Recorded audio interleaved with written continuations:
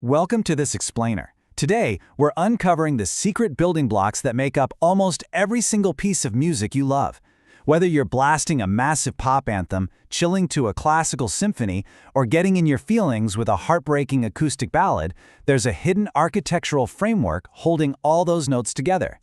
We're going to explore exactly how major scale triads work and how they form the absolute foundational grammar of music. Let's get into it.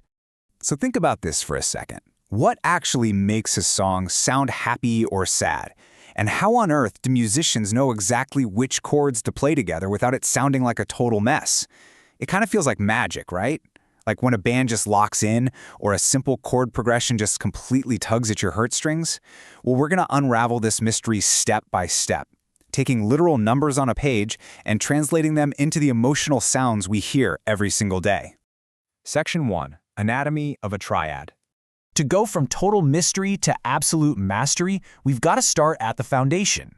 I mean, you can't build a house without bricks, right? And you definitely can't build a chord progression without understanding the anatomy of a triad. Simply put, a triad is a group of 3 notes. But, and this is crucial, you can't just mash any 3 random notes together. A triad is specifically made up of the root note, the 3rd, and the 5th degree of the scale. Musicians usually say these notes are stacked in intervals of a 3rd. The root is the boss. It gives the triad its name. So if your root is C, you're building a C triad. Make sense? Think of this like literal building blocks. First, you take your starting note, the root, and you lay it down as your absolute base. Next, you carefully stack the 3rd directly on top of it. That's just the note 3 steps above your root. Finally, you cap the whole thing off with the 5th, which is 5 steps above that original starting root note.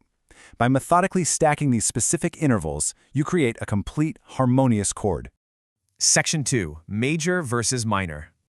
All right, so we've got our triad built. But how does this actually translate into those distinct emotional qualities we talked about? Well, we have to look at the actual distance between our notes.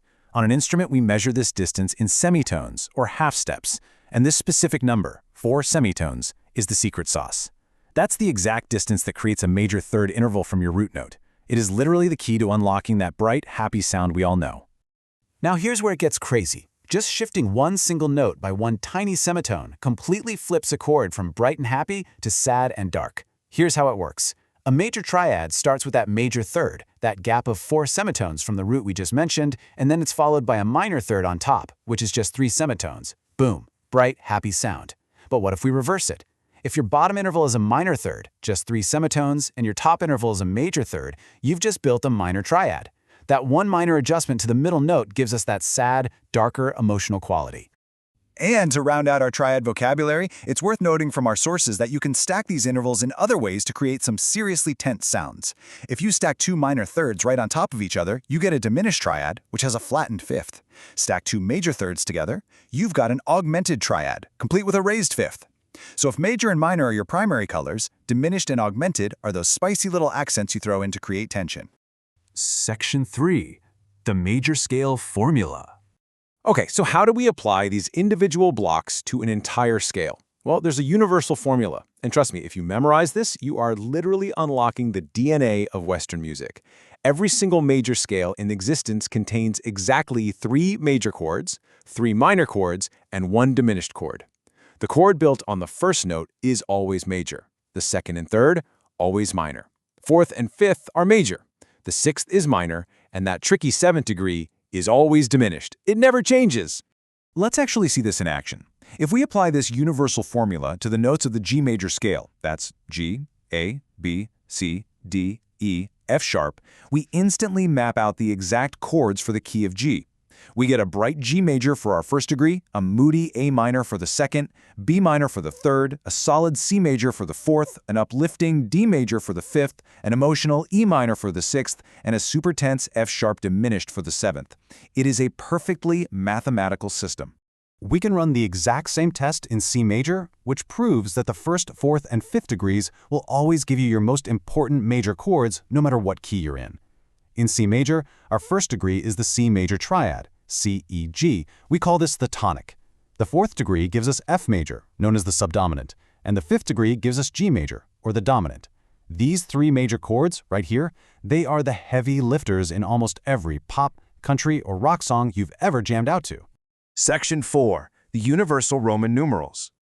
Once you wrap your head around that scale formula, you are totally ready for the secret code musicians use to talk to each other on stage or in the studio. Instead of writing out the full clunky chord names every single time, we use this elegant visual shorthand, Roman numerals. It's brilliant because it communicates the scale degree and the chord quality all at once. Uppercase numerals, like the 1, 4, and 5, mean you're playing a major triad. Lowercase numerals, like the 2, 3, and 6, tell you it's a minor triad. It's clean, it's efficient, and you instantly know what emotional vibe is coming next. When you group them by quality like this, you can instantly see which chords share the same emotional tone in any key. Need a bright, triumphant sound to anchor a huge chorus? You're grabbing your uppercase 1, 4, or 5 chords. Want a moodier, more reflective verse? You lean right into those lowercase 2, 3, or 6 chords. And when you want to build up some serious suspense right before resolving back home, you reach for that diminished 7 chord. And here is exactly why this matters for you. As one of our sources points out, knowing these numbers is a total game changer for transposing the song.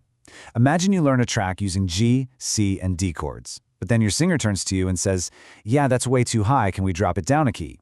If you only memorize the letters, you're pretty much stuck. But if you know that G, C, and D are just the 1, 4, and 5 chords in the key of G, you just pick a lower starting note, play the 1, 4, and 5 chords in that new key, and boom, it perfectly fits the singer's voice, and you didn't have to frantically recalculate every single note in your head. Section 5. Unlocking the fretboard. Now, for all the guitarists tuning in, this theory isn't just some abstract whiteboard stuff, it is your literal ticket out of what our sources call the fretboard fog. By visualizing this specific pattern of major and minor qualities across the neck of your guitar, you can actually predict exactly where the next chord in the progression lives. Because that major, minor, minor, major, major, minor, diminished formula never ever changes, the physical shapes on your fretboard stay consistent too. Find your 1 chord, and your 4 and 5 chords are always hanging out in the exact same relative neighborhood. You stop guessing, and you start seeing the matrix of the instrument.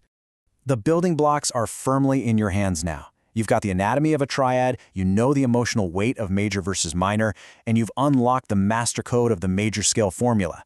So grab your instrument, pull up a playlist of your favorite songs, and just see how many of them rely on this exact same 1, 4, 5 chord. Now that you've got the universal formula, which famous chord progression are you going to unlock first?